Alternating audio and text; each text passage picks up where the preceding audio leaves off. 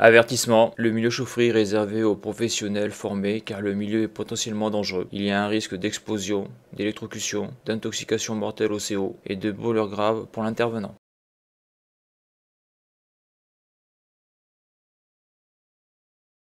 Donc dans cette vidéo, c'est comme dans la vidéo précédente, je découvre des installations de particuliers. Donc là, je suis sur des chaudières fuel qui ont un certain âge. Donc là, cette chaudière, elle est particulière car c'est une très vieille chaudière qui date de 1966. Donc ça m'a donné envie de faire une vidéo sur cette installation-là parce qu'elle est collector. Alors je devais intervenir sur cette installation là pour faire l'entretien de la chaudière et du brûleur. Donc j'en ai profité pour prendre quelques photos. Donc dans cette vidéo on va un petit peu découvrir cette installation là. Donc c'est une chaudière Chappée, comme on peut le voir sur la photo, à date de 1966. Donc là c'est pareil, on a affaire à du matériel robuste car cette machine fonctionne. Donc ça lui fait pratiquement plus de 50 saisons de chauffe, ce qui est un très joli score. De type AY2-206 et sa puissance serait de 24 080 kcal/h. Donc c'est pas un brûleur fuel d'origine qui est sur la chaudière, il a été remplacé je crois pas depuis très longtemps. Donc c'est un brûleur Queno NC4. Donc la référence exacte là elle est pas lisible. Par contre c'est un brûleur donc qui peut délivrer une puissance flamme qui va entre 20 et 40 kW, ce qui représente une consommation de 1,6 kg/h de fuel pour le 20 kW et 3,3 kg/h pour le 40 kW. Donc ça c'est la puissance flamme. Après il faut régler suivant la chaudière. Et bien sûr c'est un moteur monophasé qui est dans le brûleur et c'est un brûleur une allure. Donc un gicleur et une puissance de pompe. Ce que je veux dire c'est qu'il n'y a qu'une seule pression de pompe réglable. Donc là si on explore cette photo, qu'est-ce que l'on peut voir au-dessus? Donc là on a le thermomètre là pour connaître la température de l'eau qui est dans la chaudière. Là on a l'aquasta de régulation, c'est lui qui allume ou qui éteint le brûleur, suivant s'il y a une demande de chaud ou pas. Donc là on voit quand même, ce qui est vraiment intéressant là, c'est qu'à l'époque ils faisaient du travail quand même correct, parce que là on voit qu'ils ont mis une gaine de l'époque, cintrable, et on voit que le fil ne pendouille pas. Donc ça c'est rare à voir dans une installation. Souvent on voit plutôt ça là. Donc là on voit que le câble de la pompe a dû être changé, parce que là on voit qu'il y a les colliers là, comme ici, mais il n'y a plus la gaine. Donc la gaine a été virée, elle n'a jamais été remise. En tout cas quand tu vois ça, déjà tu vois que c'est propre, c'est esthétique, ça pendouille pas. Voilà, donc ici, là il y a un départ, un chauffage. Donc là probablement, on va le voir sur la photo, mais ça va être le vase expansion. Ici, là il faisait ça à l'époque aussi là. Donc ça c'est un mano de pression, donc pour savoir si le circuit est bien rempli, circuit de chauffage. Car avant d'allumer la chaudière, il faut qu'il y ait de l'eau dans le circuit de chauffage et à la bonne pression. Et on voit que là derrière il y a une tuyau, donc c'est un mano de pression avec la soupape, on voit le petit capuchon noir là. Là ici on voit la pompe chauffage. Là ici là on peut voir là, un robinet, donc probablement un robinet de remplissage. Donc là pareil, il n'y a pas de disconnecteur, donc ça c'est pas aux normes. Donc le disconnecteur permet d'éviter que l'eau de chauffage pourrait, suivant certains cas, retourner dans le réseau d'eau froide sanitaire, c'est-à-dire l'eau consommable. Donc ça c'est juste un robinet basique, et ici là on peut voir un régulateur de tirage. On le verra mieux plus tard sur une autre photo. Alors sur cette photo tu peux voir le vase d'expansion. Donc quand tu fais du particulier, en tout cas la première fois que tu fais du particulier, un des grands malheurs des installations du particulier, c'est que sur le vase d'expansion il n'y a pas de vanne d'isolement. Donc tu peux avoir des vannes d'isolement avec volant, avec poignée ou sans poignée, juste avec un quart de tour. Mais un vase d'expansion, le gros souci c'est que là si tu veux le contrôler, tu es obligé de vider toute l'installation de chauffage. Donc quand tu fais un entretien de chaudière et de brûleur, tu vas pas vider l'installation de chauffage, c'est pas possible. Pourquoi? Parce que ça prend trop de temps. Et le gros problème c'est quand tu vides l'installation de chauffage, tu dois remettre de l'eau neuve. Comme on l'a vu dans la vidéo précédente, l'eau de chauffage se porte bien lorsqu'elle est vieille. On évite de remettre de l'eau constamment, parce que l'eau, le problème c'est que ça va apporter de l'oxygène, ça va apporter différentes saloperies qui vont pourrir le réseau de chauffage à la longue. Donc quand on fait ce genre d'installation, le vase d'expansion n'est pas contrôlé, parce qu'il n'y a pas de vanne d'isolement pour pouvoir isoler le vase d'expansion du circuit de chauffage. Sachant que le vase d'expansion n'est pas un organe de sécurité, car en dépannage, ça arrive régulièrement que tu interviennes parce que le vase d'expansion, sa membrane est morte, elle est percée, donc tu peux plus la regonfler, et donc après quand ça chauffe ça crache à la soupape. Donc ça c'est un dépannage simple. La soupape de sécurité est un organe de sécurité, et là il n'y a pas de vanne isolement, en tout cas pour ce type d'installation là. Et ça c'est vrai que c'est le grand malheur de beaucoup d'installations de particuliers, parce que vu qu'il faut tout vider, donc t'imagines bien qu'en entretien tu vas pas vider le réseau de chauffage, car quand tu vides un réseau de chauffage, souvent et même tout le temps, après il y a des gros problèmes, c'est à dire qu'il faut purger les radiateurs, ça peut prendre énormément de temps, c'est un gros bordel. Donc moi envie d'une installation et mieux l'installation se portera, surtout si on a un temps limité. Donc là par exemple dans ce cas-là, donc j'ai fait l'entretien du brûleur basique et l'entretien basique de la chaudière. Par contre le vase d'expansion je ne l'ai pas contrôlé parce que c'est pas possible de le faire de manière correcte dans un temps limité, parce que tu vas pas passer 2 heures à contrôler un vase d'expansion. Voilà, parce que je vais rajouter que souvent, bon là, comme on a pu le voir sur l'installation là, c'est vrai qu'ils ont fait au niveau électrique un truc assez joli, ils ont mis une gaine et tout, mais des fois dans les vieilles installations, tu as des purges. Pour purger l'installation, c'est la misère parce qu'il manque des purgeurs ou en point où il n'y a pas de purgeur. Donc c'est pour ça que c'est toujours très sensible de vider l'installation d'une maison de particulier comme ça, parce qu'au remplissage, ça va mettre du temps. Lorsque le chauffage va se remettre en marche, il y a des radiateurs qui vont être froids et ça peut prendre des heures à avoir une installation bien fonctionnelle. Donc c'est pour ça que pour moi, la vanne d'isolement sur un vase d'expansion devrait être obligatoire pour ceux qui font l'entretien de l'installation pour faire un boulot correct. Donc là, tu peux voir que sur cette installation-là, j'ai fait de la merde dans le sens où je n'ai pas contrôlé le vase d'expansion parce que je ne peux pas le faire. Donc après, il existe des machines à glacer là, parce que là c'est facile à glacer un tuyau comme ça, c'est tout petit là. Mais bon, ça c'est du matériel. Déjà, l'entreprise où j'étais, je travaillais avec une partie de mon matériel personnel parce que c'est la misère dans certaines boîtes pour avoir du matos pour travailler. Donc imagine bien qu'une machine à geler, c'est comme si tu demandais une caméra thermographique quoi. Souvent c'est du matériel qui est loué, mais voilà. Donc là, ce que je veux dire là, c'est que là, le vase d'expansion, il n'est pas contrôlé parce que techniquement, ce n'est pas possible de le faire dans un temps professionnellement correct. Donc lorsque l'on intervient sur un vase d'expansion comme ça, bien c'est que lorsque la soupape crache. Donc on voit la gueule du vase, on se dit bon il est vieux, on va en mettre un neuf. Donc soit on remet le neuf à la place du vieux, ou alors sur un endroit du réseau de chauffage accessible, on fait un piquage et on met un vase d'expansion tout neuf. Car des fois on peut pas remplacer le vieux parce que c'est trop la galère. Ce que je veux dire, on peut pas faire un échange standard. Donc on en remet un autre mais ailleurs. Et ça on le voit souvent avec les chaudières murales. Alors bien sûr qu'ils sont pas dans une cuisine, mais souvent on voit des vases d'expansion en plus parce que soit celui de la chaudière murale est pas assez gros ou alors il est percé, à changer c'est la misère. Donc on met un vase d'expansion à côté et c'est vrai qu'à voir comme ça souvent c'est dégueulasse. Mais bon, c'est comme ça. Et donc quelque chose que je n'avais jamais vu avant de venir sur cette installation là, en tout cas des installations de particuliers, parce que j'avais jamais vu ça sur d'autres sites que j'avais pu avoir dans le tertiaire où il y avait des boilers fuel, c'est ce type de pot à fuel là. Comme on peut le voir, il ressemble pas à un pot à fuel normal, classique. On voit il y a une excroissance bleue là sur la gauche. Donc là on peut voir la partie classique, donc avec le robinet d'arrêt et le filtre fuel en bas là. Donc on peut voir le pot qui se dévisse. Et donc ça, donc c'est de la marque Afriso, A-F-R-I-S-O. C'est le Flowco Top 1K. Donc ça serait un système de purge automatique des conduites fuel monotube, donc avec recyclage, avec robinet d'arrêt. Donc ça assure une meilleure sécurité de fonctionnement des brûleurs. Peut être utilisé pour des citernes en charge. Alors attention, pour le raccordement à la cuve, n'utilisez pas des raccords cylindriques M 3/8 de pouce avec joint plat. Donc voir set de raccord, ok.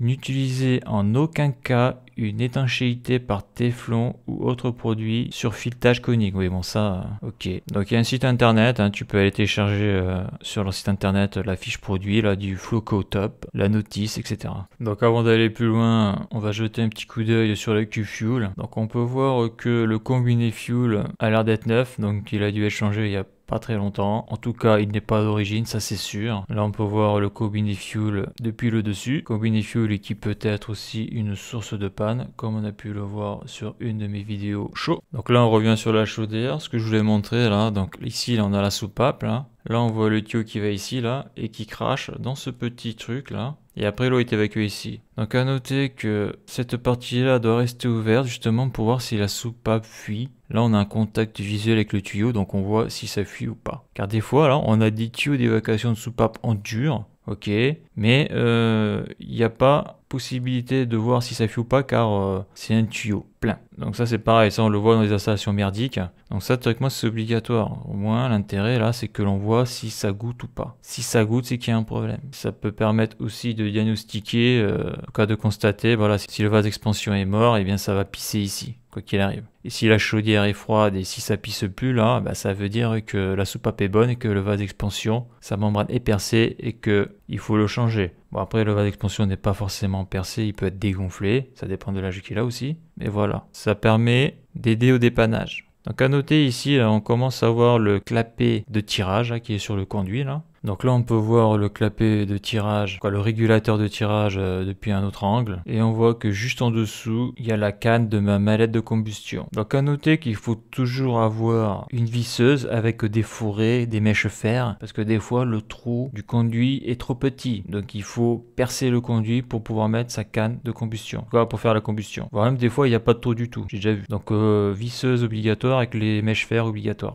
Donc après le régulateur du tirage il va servir si le tirage est trop fort au niveau de la chaudière, ça peut poser de graves problèmes pour la combustion. Donc c'est avec ça que l'on règle le tirage. En tout cas s'il y a un problème, moi j'y ai pas touché, hein. J'ai fait la combustion, ça avait l'air d'être bon, voilà. Mais il faut le savoir, si le tirage est trop fort, il faut mettre un régulateur de tirage. Donc là sur cette photo on peut voir la pompe, c'est-à-dire le circulateur là pour le chauffage. Donc on voit qu'elle est pas toute jeune, hein, parce qu'on voit que dessus il y a écrit Euro, calories, Julien et Meige. Pareil sur la partie électrique, lorsque je vois le disjoncteur, on voit qu'il y a écrit marche arrêt 250 volts, en courant continu, quoi, en tension continue, 380 volts en alternatif, 20 ampères. On voit que c'est pas jeune tout ça. J'ai l'impression que c'est même d'origine. On voit une vieille prise, là il n'y a pas de terre, il n'y a rien du tout, donc on voit que l'installation sur le plan électrique n'est pas aux normes. Donc c'est vrai que lorsque l'on intervient sur ce genre d'installation, il faut faire attention, parce que c'est des installations qui peuvent être dangereuses. Car là c'est sûr qu'il n'y a pas de 30 mA, hein. À moins que dans la maison ça ait été rénové, mais en tout cas au niveau de la chaufferie, car elle est dans une pièce mais qui est à l'extérieur de la maison, on voit qu'électriquement c'est pas ça. Donc dans la chaufferie, il y a sur le mur la notice d'emploi pour brûleur Weshop et Monarch type L. Donc ça c'était le brûleur qu'il y avait avant, hein, qui a été remplacé par un Queno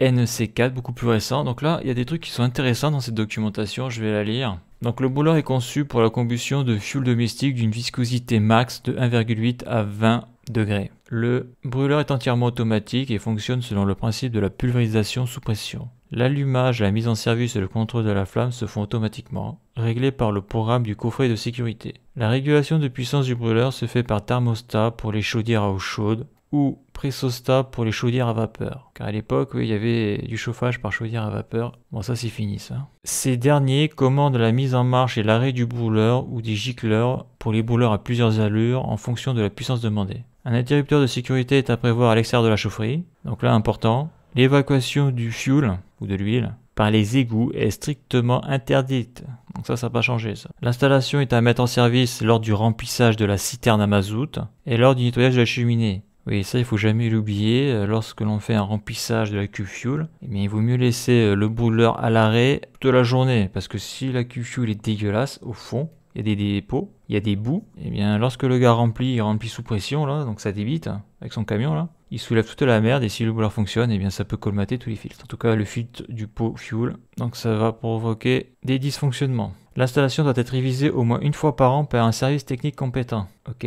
Donc là on va passer sur la mise en service, voyons ce qu'ils disent. Vérifier s'il y a du fuel dans la citerne et dans le réservoir intermédiaire. Donc ça c'est le pot à filtre là. Pour les installations avec conduit de transfert, enclenchez cette dernière. Vérifiez si la chaudière contient la quantité d'eau requise et si elle est en état de marche. Pour les installations à air chaud, contrôlez le bon fonctionnement de la turbine, son sens de rotation, air d'arrivée, air pulsé. Ouais, donc ça n'existe plus chez les particuliers, ce type d'installation. Ouvrir les registres de tirage et les mettre en position de service. Pour les installations avec générateur à air chaud, installer et fixer les clapets d'étranglement dans le collecteur de gaz de fumée. Le réglage du brûleur est à effectuer en pleine charge. Prévoir une aération suffisante de la chaufferie afin de permettre une combustion parfaite. Surface d'admission d'air, au moins 50% du total des sections de cheminée. Ouvrir les robinets d'arrêt des conduites d'aspiration et de refoulement. Contrôler si tous les thermostats, pressostats, commutateurs de manque d'eau, commutateurs de fin de course, etc. sont en position de service. Vérifier le réglage des interrupteurs horaires. Enclencher le commutateur du brûleur et le commutateur principal. Régler le brûleur, procéder au mesurage des gaz de fumée.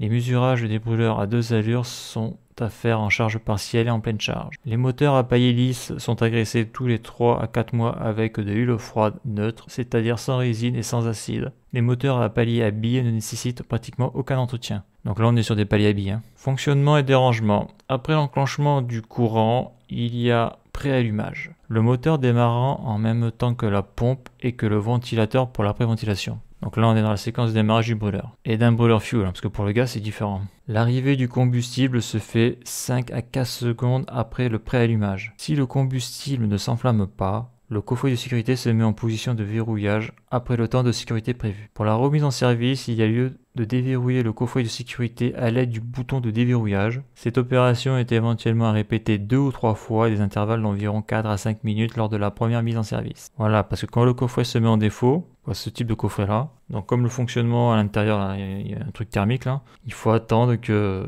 plusieurs secondes, plusieurs dizaines de secondes avant de pouvoir réarmer en appuyant sur le bouton du coffret de sécurité. Donc là, je peux pas lire. Il y a les tentatives de réallumage, installation à petite puissance, ouais. Si cette dernière reste sans suite, le brûleur se met en position de verrouillage. Dans les installations dépassant un débit de 30 kg de fuel par heure, le brûleur s'arrête si la flamme s'éteint. Bon, ça actuellement c'est tous les brûleurs, fuel. S'il n'y a plus de flamme, ça s'éteint grâce à la cellule qui capte la lumière de la flamme. Après un temps d'attente de 60 secondes, il y a tentative de réallumage automatique. Si cette dernière reste sans suite, le brûleur se met en position de dérangement. Cause de dérangement éventuel. Coffret de sécurité en position de dérangement. Manque de fuel dans la citerne, robinet à mazout fermé, cellule photoélectrique encrassée, clapet de cheminée fermé, pompe de transfert non enclenchée. Donc ça c'est quand il y a des grands réseaux fuel, il peut y avoir une pompe de transfert sur le réseau fuel. S'il fait trop froid, thermostat d'ambiance ou thermostat de chaudière réglé trop bas, interrupteur horaire déréglé, circulateur hors de service. C'est marrant, hein, le 2 je le pense plus moi, circulateur hors service.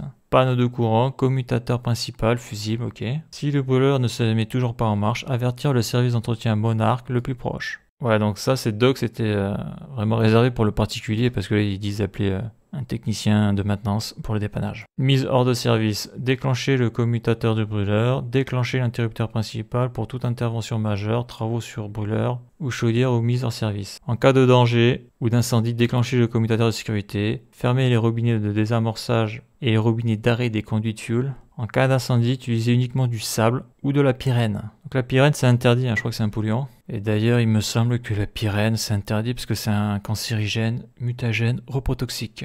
Donc il vaut mieux utiliser que le sable. Et là il y a un petit espace pour mettre le service d'entretien, l'entreprise qu'il faut appeler pour le dépannage. Donc ouais, cette doc là, elle est réservée aux particuliers. Mais bon, aujourd'hui une doc comme ça pour un particulier tu la trouveras plus. Hein. Aussi détaillée, je pense pas. Donc là, je vais commencer à démonter le brûleur pour faire son entretien. Donc bien sûr, la première chose à faire, c'est de couper le jus du brûleur. Donc soit on débranche la prise, c'est-à-dire la fiche européenne. On ferme l'arrivée fuel, ce genre de choses. Et on enlève le capot, c'est-à-dire son carter de protection. Et lorsque l'on enlève le carter, voilà à quoi il ressemble. Donc, il y a quelque chose de très important lorsque l'on fait la maintenance, c'est d'avoir la documentation des appareils, des machines. Parce que moi, je le vois, comme je fais beaucoup de choses, des fois, je sais plus trop ce qu'il faut faire sur les appareils. Donc je cherche toujours la documentation. Donc ici, il y a la documentation du brûleur pour savoir ce qu'il faut faire. Donc là, tu peux lire travaux d'entretien et là, on a le résumé de ce qu'il faut faire au niveau du brûleur. Donc je vais la lire parce que c'est hyper intéressant. Important. Donc faire effectuer des opérations d'entretien au moins une fois par an par un personnel qualifié. Donc il faut couper l'alimentation électrique au dispositif omnipolaire, contrôler l'absence de tension, fermer la vanne de combustible. Les valeurs de réglage sont indiquées dans le paragraphe mise en service. Utiliser des pièces d'origine constructeur. Donc bien sûr ça malheureusement. Donc ça c'est le fléau de toutes les installations, que ce soit de l'installation de particuliers ou de l'installation de professionnels. Ce que je veux dire dans le tertiaire ou dans les hôpitaux, dans tout ce que tu veux, les maisons de retraite,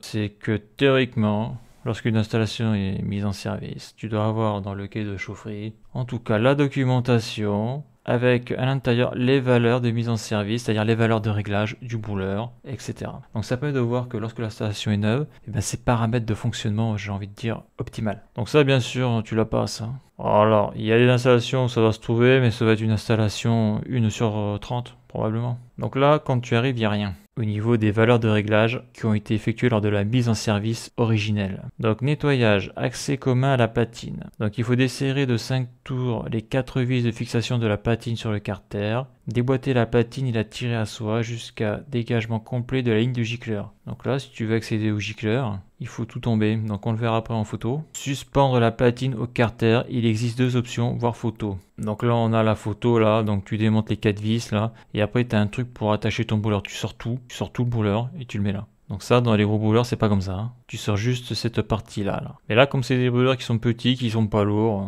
c'est probablement un système économique qui permet de faire ça. Ce que je veux dire, c'est que s'ils ont fait ça, c'est parce qu'économiquement, ça devait valoir le coup que de faire l'autre système là où tu passes par le milieu. Là. Donc il y a le système comme ça, là, tu l'accroches ici ou tu l'accroches là. Donc là, grâce à ça, on sait comment on fait pour accéder à la tête de combustion. donc au gicleur et aux électrodes d'allumage. Démontage de l'embout. Déconnecter la prise d'alimentation électrique, desserrer la vis du collier, extraire le brûleur et le déposer au sol, desserrer de 2 tours les 4 vis de l'embout et le déposer, remplacer, indexer et fixer l'embout, remonter l'ensemble dans le sens inverse du démontage, vérifier la position des flexibles. Donc c'est vrai que quand on démonte un truc, il faut faire attention parce que des fois ça peut devenir compliqué au remontage. Donc il faut bien voir un peu les étapes que l'on a suivies. Donc ce qu'on appelle la boîte à air, donc c'est là où il y a la turbine qui tourne. Démonter la vis K, donc la vis K elle est ici. Déposer la boîte à air, dépoussiérer avec un pinceau sec, remonter l'ensemble. Donc déjà là on t'indique comment faire le nettoyage de la turbine. Le nettoyage de la boîte à air. Organe de combustion. Déconnecter les câbles d'allumage sur les électrodes. Déposer, nettoyer ou changer les électrodes. Enlever, nettoyer le déflecteur. Démonter, changer le gicleur à l'aide de 2 clés. L'une maintient le porte-gicleur. Ouais, c'est pour éviter de tout péter ça. Remonter l'ensemble, contrôler les réglages. Donc voilà, donc sur un brûleur fuel, moi je nettoie les électrodes d'allumage avec de la toile émery. Si tu veux, tu peux le faire aussi avec de la paille de fer, mais voilà, en gros on gratte un peu dessus là, on nettoie. Donc après il faut vérifier que l'isolant blanc là soit en bon état. Donc ça on le verra sûrement plus tard avec les photos. Et surtout il faut changer le gicleur. Et ça, pour changer le gicleur, il faut en avoir dans le fourgon. Et un gicleur qui correspond à l'ancien gicleur de préférence. Ou sinon ça force à modifier la pression de pompe, ce genre de choses. Au niveau de la volute, dépoussiérer avec un pinceau l'intérieur de la volute, le ventilateur, l'embout, le volet d'air. Donc c'est tout ça à l'intérieur. Il doit y avoir le volet aussi, quoique le volet doit être là. Nettoyage du filtre de la pompe. Le filtre se trouve à l'intérieur de la pompe. Il doit être nettoyé à chaque entretien. Donc on avait vu le gros filtre, ce que j'appelle le pot fuel. Là. Dedans il y a le filtre là. Donc ça c'est le pré-filtre, c'est le gros filtre. Donc là toutes les grosses saloperies doivent être retenues par ce filtre là. Mais après s'il y a des toutes petites saloperies, elles peuvent passer à travers le filtre. Et ça va se mettre dans la pompe fuel. Donc il y a un filtre dans la pompe fuel qu'il faut nettoyer. Donc après la question c'est comment on nettoie le filtre. Le filtre se trouve à l'intérieur de la pompe, il doit être nettoyé à chaque entretien. Donc fermer la vanne d'arrivée de fuel, placer un récipient sous la pompe pour recueillir le fuel. Déposer les vis et le couvercle, retirer le filtre, le nettoyer ou le remplacer. Remonter le filtre et le couvercle avec un joint neuf. Donc nettoyer le filtre, des fois avec un bout de chiffon, souvent il est propre. Ou alors on le nettoie dans du fuel propre. Visser énergétiquement, ouvrir la vanne de combustible, contrôler l'étanchéité. Donc c'est là où on voit que si on utilise un chiffon, un petit récipient et tout, on va très vite arriver à un moment donné, c'est qu'est-ce que l'on fait de nos chiffons qui sont contaminés par le fuel, ou si on a un peu de fuel dans un récipient. Donc théoriquement, si tu es dans une entreprise qui fait du fuel, tu dois avoir des poubelles spécifiques pour y jeter le papier, donc du sous-palin du papier, des chiffons qui sont pollués par le fuel, qui sont imbibés de fuel. Ça, théoriquement, tu n'as pas le droit de le jeter dans une poubelle classique, comme tu n'as pas le droit de jeter le fuel liquide dans les égouts. Il faut tout ramener. Et donc, il faut travailler dans une entreprise qui respecte la réglementation. Nettoyage du capot. Nettoyer le capot avec de l'eau additionnée de détergent, proscrire tout produit chloré ou abrasif. Donc ça, on y passe un coup de chiffon parce que ce qui est très important maintenant, c'est les apparences aussi. C'est-à-dire que si le sol est propre, si le brûleur est propre, déjà, ça donne, j'ai envie de dire, un avis positif à l'installation. Remarque, après toute intervention, procéder à un contrôle des paramètres de combustion dans les conditions réelles d'exploitation, donc fermeture des portes, capot en place, ainsi qu'au test des différents circuits. Consigner les résultats sur les documents appropriés. Donc là, on a aussi le réglage de la turbine du ventilateur. En cas de remplacement du moteur ou de la turbine du ventilateur, respectez impérativement la cote 0 entre A et B. Serrez la turbine, vérifiez qu'il n'existe pas de frottement, remontez l'ensemble patine sur le carter. Serrez en croix les 4 vis, contrôlez le jointage. Après, on a le nettoyage de la cellule. Sortir la cellule et l'essuyer avec un chiffon propre et sec. Remonter la cellule. Donc ça, c'est simple. Donc là, ce qui est bien avec cette petite documentation, c'est qu'on voit en gros toutes les étapes qu'il y a effectuées pour nettoyer que le brûleur. C'est là où tu vois qu'un entretien de chaudière fuel, ça se fait pas en 5 minutes. Après, tout ça, ça peut être bâclé, c'est sûr. Mais bon, après, on fait du boulot de merde. Après, est-ce que c'est vraiment intéressant de travailler comme ça? Je suis pas sûr. En tout cas, moi, ça m'intéresse pas. Donc maintenant, on va voir sur des photos un petit peu ce que ça donne. Et donc, sur cette photo, on voit que le brûleur est monté sur la chaudière. Et donc moi je voulais accéder à la tête de combustion pour pouvoir accéder au gicleur et aux électrodes d'allumage. Donc j'avais pas lu la doc au début, et donc j'ai démonté le brûleur au mauvais endroit. Ce qui fait qu'au lieu d'accéder donc à la tête de combustion, j'ai carrément enlevé, démonté la fixation qui permet de retirer carrément le brûleur de la chaudière. Donc comme on peut le voir sur cette photo, là j'ai carrément sorti le brûleur. Donc c'était pas l'objectif, Et là sur cette photo, tu peux voir comment c'était fixé sur la chaudière. Voilà. C'est pour ça que c'est important de lire les documentations, qui fait que lorsque j'ai eu donc mon erreur, après j'ai remonté le brûleur comme il était. déboîté, j'ai ouvert la doc et c'est là où j'ai vu qu'il fallait diviser là, les 4 vis que je parlais là tout à l'heure dans la documentation là. Donc voilà, ça s'invente pas, hein, surtout quand t'as jamais fait du petit brûleur de particulier, parce que sur les gros c'est pas comme ça. Hein. J'ai envie de dire c'est plus simple pour enlever la tête de combustion. Donc voilà, donc lorsque l'on dessert de 5 tours les 4 vis de fixation de la platine sur le carter, ben, tu vois la photo, on peut déboîter la platine et la tirer à soi jusqu'à dégagement complet de la ligne de gicleur. Et après la platine, soit tu la suspends sur les côtés là, ou soit tu la mets par terre comme ça, mais je l'ai suspendue, ça c'est sûr. Et par contre je l'ai pas pris en photo. Alors sur cette photo on peut voir la tête de combustion avec son gicleur électrode d'allumage. On peut un petit peu voir la position de l'électrode d'allumage par rapport au gicleur. Donc là cette photo c'est difficile à lire, ce qui est écrit sur le gicleur, on dirait qu'il y a marqué 80. Sur cette photo on peut voir l'électrode d'allumage, on voit qu'elle est sale aux extrémités. On peut voir aussi l'espacement entre les deux électrodes. On voit que le gicleur est un peu carbonisé, hein, c'est pour ça qu'il faut les remplacer chaque année aussi. Hein. On peut lire que l'angle de pulvérisation est de 60 degrés S, donc c'est l'angle et le cône. Et on peut voir sur cette photo qu'il y a de gravé sur le gicleur fuel 0,50 gallons heure US. Donc après, si tu as une réglette fuel et si tu connais la pression de pompe fuel, tu connais la puissance flamme. Et si jamais tu dois changer un gicleur par un autre gicleur pour avoir une même puissance flamme, il va falloir que tu adaptes ta pression de pompe fuel. Et ça, pour ça, il y a un outil magique qui est la réglette fuel. Outil qui est obligatoire quand tu fais du fuel. D'ailleurs, je vais la montrer en photo, c'est le que j'ai. C'est la mienne perso que je me suis acheté avec mes sous. Car quand on te file un fourgon pour faire du dépannage fuel, bah tu la passes. C'est triste, mais c'est comme ça. Donc là, tu peux voir ma réglette fuel. Donc où est-ce que ça s'achète? Donc j'ai dû la commander chez Wayshop. En gros, tu achètes ce type de réglette comme si tu achetais un brûleur, mais directement chez le fabricant. Donc elle a une dizaine d'années, j'en avais acheté 2 par sécurité. Et lorsqu'on te vend ça, c'est vendu dans un étui de protection. C'est pour ça qu'elle est aussi propre. Car je fais attention à mon matos, surtout du matos comme ça de précision. Parce que tu vois que ici là, tu vois qu'il y a plein de petits traits un peu partout. Donc tout ça là, c'est le résultat de calculs mathématiques. Donc le gros intérêt d'une réglette, c'est que sur le terrain, t'as pas besoin de te faire chier à sortir la calculatrice et à faire des calculs. Calculs, par exemple, pour déterminer une puissance flamme, quand tu as un gicleur et une pression de pompe, ça se calcule. Mais sur le terrain, bon voilà, il faut être très très frais pour faire ce genre de calcul-là. En tout cas, il faut l'avoir en tête, sinon, moi je te le fais le calcul, mais ça va me prendre 1 heure avant de retrouver l'équation. Donc là, dans cet exemple-là, qu'est-ce que j'ai fait? On avait vu que dans la vidéo précédente, j'avais un brûleur de 0,5 gallons US. Donc là, dans ma réglette, donc là, je suis bien côté fuel parce que ça fait aussi, mais c'est de l'autre côté, ça fait aussi le gaz. Par exemple, lorsque l'on veut calculer le coefficient de correction du gaz, car lorsqu'on est sur du 300 millibars, on doit utiliser un coef. Un coefficient de correction, bon, c'est pas le sujet de la vidéo. Donc moi, j'ai un gicleur là. Mon gicleur, on le voit ici, là. C'est 0,5. Ok? dB gicleur en US gallons par heure. Donc il y a deux types de cas. Ici j'ai du fuel domestique classique, ici j'ai du fuel domestique avec l'utilisation d'un préchauffage au niveau du brûleur. Donc là, ce brûleur-là, il n'y a pas de préchauffage sur le fuel. C'est souvent une résistance qui est dessus, j'en ai pas vu souvent. Et après ici, tu as le fuel lourd, mais en France, le fuel lourd c'est interdit. Mais il y a une époque, le fuel lourd, en tout cas dans les usines, c'était très utilisé, mais il y a longtemps. Donc moi, je vais utiliser du fuel domestique, du FOD classique que l'on trouve en France. Donc là, je choisis mon gicleur. Quoi, je choisis mon gicleur. Le gicleur de 0,5. Ici, j'ai un papier là, quoi, un papier c'est plastifié. Je mets ma réglette pour que le 0,5 corresponde à ce trait-là. Ce trait-là, c'est la pression de pompe en barre sans réchauffage du fuel. Parce que ici, là, on a pression pompe en barre avec réchauffage du fuel. Donc moi j'ai un gicleur de 0,5. Je veux du fuel domestique classique, je fais pas de préchauffage sur mon brûleur, donc je choisis ici là. Donc là le papier je le bouge jusqu'à temps que le 0,5 soit aligné avec le 12. Donc 10, 10 bars, 11 bars, 12 bars, 13 bars, 14 bars, 15 bars. Donc si j'ai un gicleur de 0,5 avec une pression de pompe de 12 bars,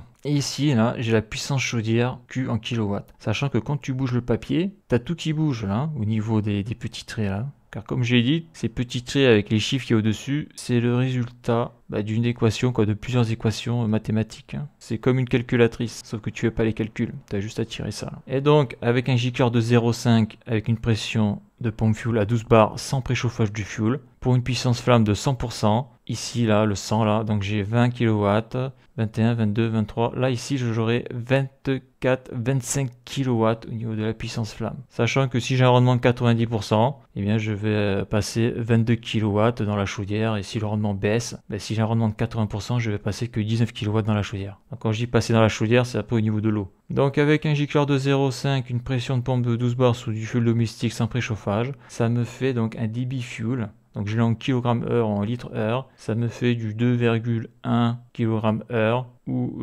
2,5 litres-heure en gros. Donc on voit que cette réglette est vraiment très pratique. D'ailleurs c'est la première fois que je fais une vidéo dessus. Et là ici on peut voir le rendement de combustion des installations fuel. Donc si tu connais ton CO2 dans tes fumées, bah, ça va te dire le rendement ici. C'est pareil, ça c'est le résultat d'une équation mathématique. Et là après, bah, température de fumée moins température d'air combustible delta T en Kelvin. Vous voyez qu'on fait delta température toujours en Kelvin. Hein. Donc suivant les températures du fumée, ça va te donner ton rendement de combustion. Donc tu vois que si tu es sur du fuel, je sais pas moi, la chaudière n'a pas été ramée depuis longtemps, elle est dégueulasse. Mais si tu as des températures de fumée de 300 degrés Celsius, donc là ça envoie du pâté là, eh bien tu vas avoir un rendement tout pourri. Donc ici c'est pas une échelle linéaire, on le voit très bien là, donc c'est 85. Là tu dois être aux alentours de 85,8% de rendement. Donc on va aller sur les chaudières fuel, on va être plutôt aux alentours de 180. Donc tu vois, tu as un rendement de 91,5%. Voilà. Donc voilà pour cette partie-là. Donc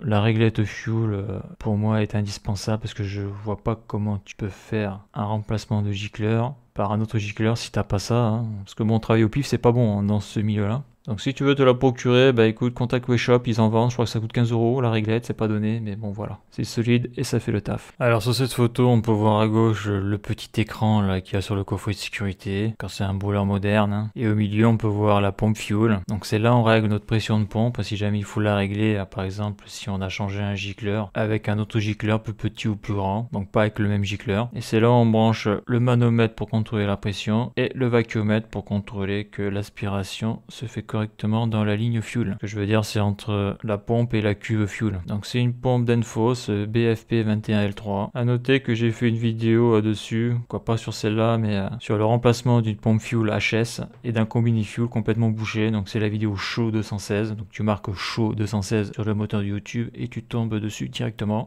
Et donc avec la réglette fuel que j'ai montée précédemment, eh bien tu peux déterminer la bonne pression de pompe par rapport au gicleur, car tu connaîtras la puissance flamme que passera le gicleur, et donc comme tu connais la chaudière, c'est à peu près la puissance qu'il faut passer pour que tout se passe bien. Sur cette photo on peut voir, donc c'est dans la doc, les raccordements du coffret de sécurité, donc tout ce qu'il y a d'électrique sur le brûleur va se raccorder ici, sur le coffret de sécurité. D'ailleurs c'est des coffrets avec des fiches, j'aime pas, parce que souvent ce qui est bien avec les coffrets et les vieux avec des vis, c'est que tu peux faire des mesures, des mesurages de manière très simple, alors que là c'est la misère. Donc là, tant que je suis sur le brûleur, quelque chose d'hyper important, c'est ce que l'on trouve dans la documentation du brûleur, c'est ça. Donc là moi j'ai un NC4, donc là bon on a différentes cotes, mais là on a ces différents diagrammes là, par rapport à la chaudière, la capacité du brûleur à vaincre ses pertes de charge. Donc ça se mesure en décapascal, ça c'est au niveau de l'air. C'est pareil sur les gros brûleurs, ça on le mesure ça, parce que ça peut être source de problème. Donc là on voit que ça va de 18 kW, c'est sa puissance minimum. Sa puissance maximum c'est 40 kW.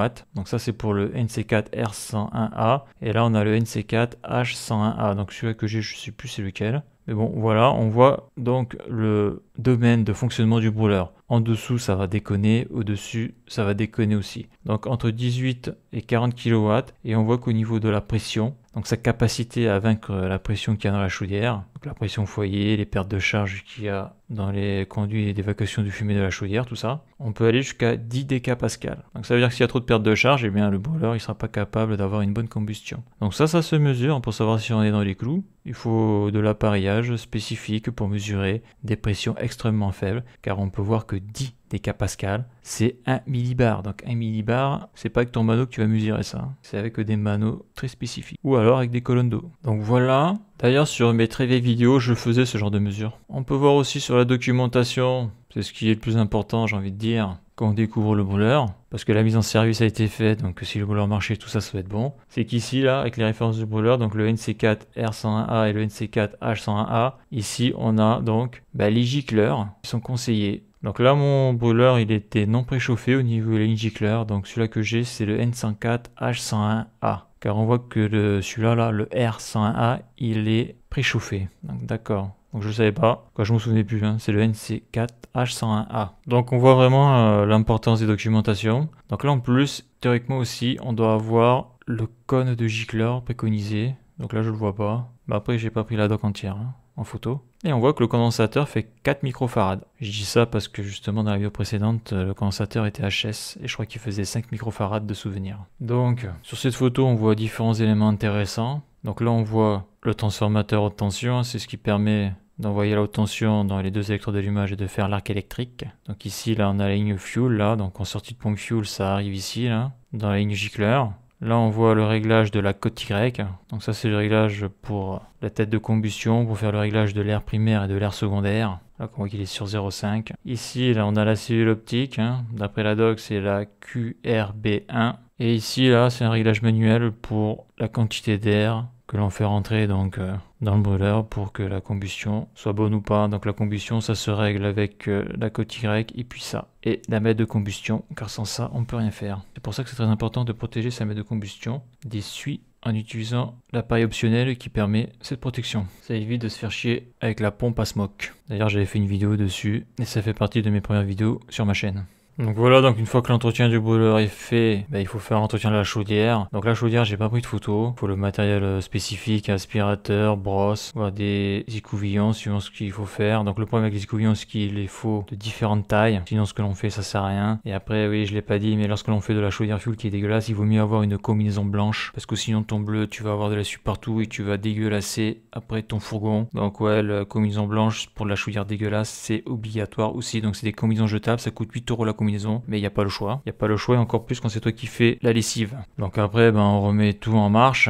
Contrôle l'eau, on contrôle tout ce qu'il y a à contrôler. Ouverture du robinet fuel, tout ça. Et donc là, on peut voir une photo là du coffret de sécurité du brûleur. On a un petit symbole comme ça. Donc après, il faut faire une combustion. Donc le gros souci avec les mètres de combustion, c'est que si tu veux faire une combustion sur du fuel, il faut utiliser l'accessoire spécial là. Donc c'est une sorte de pot à eau où les gaz de combustion vont passer dans l'eau pour que l'eau absorbe les suies. Car le problème avec les mètres de combustion qu'on utilise pour le gaz classique, que dans le fuel il peut y avoir de la suie dans les fumées, et la suie c'est noir, c'est dégueulasse et ça peut bousiller la cellule qui permet de faire les mesures. Donc c'est pour ça qu'on utilise une pompe à smoke parce que l'on fait du fuel. Mais le gros souci c'est que j'ai pu me rendre compte, quand tu as des problèmes avec un brûleur fuel, la pompe à smoke ça pétait un plomb quoi, tout le temps pompé là. C'est vrai que la dernière fois où j'ai été faire du fuel, je travaillais un peu à l'ancienne avec une pompe à smoke et une mètre de combustion comme ça là pour le gaz. En plus c'est une mètre de combustion de location. Mais si je dois un jour retravailler sur du fuel, ça sera une mètre de combustion avec l'accessoire qui permet de filtrer les gaz de combustion, c'est-à-dire de supprimer la suie pour plus me faire chier avec la pompe à smoke. C'est clair qu'il y a un dépannage où j'ai vraiment galéré là et plus jamais quoi. Parce qu'on est en 2021, on n'est plus en 1978. Donc il faut acheter l'accessoire, c'est sûr, ça coûte de la thune. Mais à un moment donné, il faut choisir. Tu travailles dans le fuel, tu as le matos pour faire du fuel. Ou sinon il faut pas travailler dans le fuel. Faut pas faire du dépannage de chaudière fuel. Et ça, il y a des entreprises qui ont du mal à le comprendre. Donc je rajouterai quelques éléments d'information dans la conclusion. Donc là on peut voir donc que le CO2 est à 10%, le tirage est à moins 0,06 hectopascal. Elle fait du CO, un peu de CO, 41 ppm de CO. Bon, on est en dessous des 50, ça va. Bon, après, la chaudière date de 1966, c'est pas une chaudière de compétition. Donc, température de fumée 253 degrés. Donc, on voit que le rendement, il est de 86,2%. Donc, en principe, il faudrait avoir un rendement de plus de 90. Mais bon, vu l'âge de la chaudière, je pense que pas trop mal. Donc, elle a été rentabilisée. Donc, les PR 13,8%. Le facteur sur l'air 1,54. Température de l'air 11 degrés. Donc, ça doit être fait l'hiver. Et comme j'ai dit, il vaut mieux éviter de faire les entretiens de brûleur l'hiver, car ça peut mal se passer. Et puis j'ai pu remarquer que les particuliers n'avaient pas de secours souvent en maison, ils n'avaient même pas de radiateur électrique certains. Donc là sur cette photo, on voit toujours les relevés de la mallette de combustion. Donc là on voit que ça évolue un petit peu, donc elle a dû être prise sûrement quelques temps après. Donc là on voit que le CO2 est passé à 10,6%, le CO est passé à 24 ppm, les températures de fumée on est à 267 degrés. Bon au niveau du rendement ça n'a pas trop bougé, on est à 86,2%.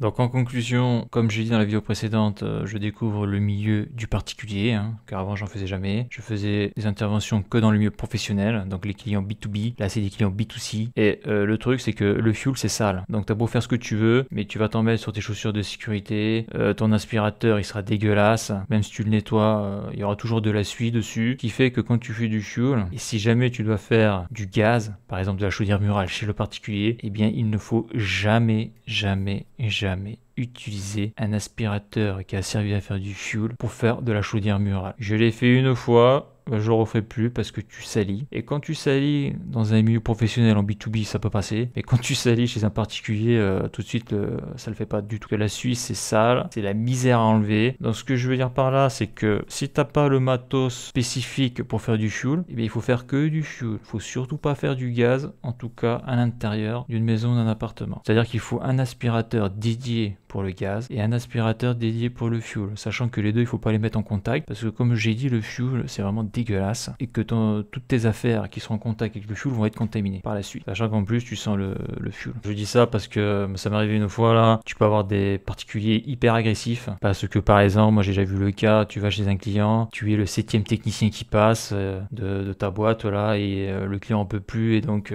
au moindre truc le gars explose quoi. Donc voilà, donc le fuel ça peut être intéressant en dépannage que si et seulement si l'entreprise suit au niveau matos. Si ça suit pas, soit tu fais que du fuel. Si tu veux faire du fuel et du gaz et si tu as pas le matos, eh bien, il faut changer de boîte parce que va nettoyer du fuel, de la suie là chez un client à l'intérieur de sa maison ou de son appart, tu vas voir, ça risque de mal se passer chez beaucoup de clients d'ailleurs. C'est une grosse particularité d'ailleurs quand on fait du particulier. Tu rencontres des gens des fois qui sont hyper agressifs parce que ils ont des problèmes, ils ont plein de problèmes psychologiques ou des problèmes financiers ou des problèmes en tout genre quoi. Alors dans le milieu professionnel, ça tu l'as pas ça. Tu l'as pas si tu fais du foire commercial parce que le foire commercial c'est un peu spécial parce que je me suis déjà fait agresser en foire commercial par 2 directrices de 2 supermarchés différents en astreinte. Donc c'est agression verbale bien sûr et c'est le genre quand tu arrives, c'est la personne qui va dire que ta boîte c'est de la merde, vous êtes nul à chier, c'est ce genre d'agression là que je parle hein. Ça c'est le client qui en peut plus, c'est le client qui est excédé par diverses pannes et il est en train de craquer quoi. Donc là eh bien le mieux à faire là dans ces cas là c'est demi-tour droite, droit de retrait, appeler sa boîte et se barrer. Et l'autre milieu où ça peut être très très chaud aussi, c'est quand tu fais du milieu hôpital, clinique, maison de retraite, où tu peux tomber sur des gens qui ont tellement de problèmes que au niveau de la pression, ils gèrent plus, ils craquent, et là les gens peuvent être aussi très agressifs. Mais sinon ça se passe bien. C'est rare. Mais chez le particulier, c'est pas rare. C'est souvent. Et pourquoi? Parce qu'ils sont chez eux, il n'y a plus de chauffage. Comme j'ai dit, il y a plein de techniciens qui sont passés, ça marche pas, ils ont dépensé de la thune, et voilà quoi, c'est toujours le problème. Le pire, c'est le gars qui a changé une chaudière, qui a une chaudière neuve et ça marche pas.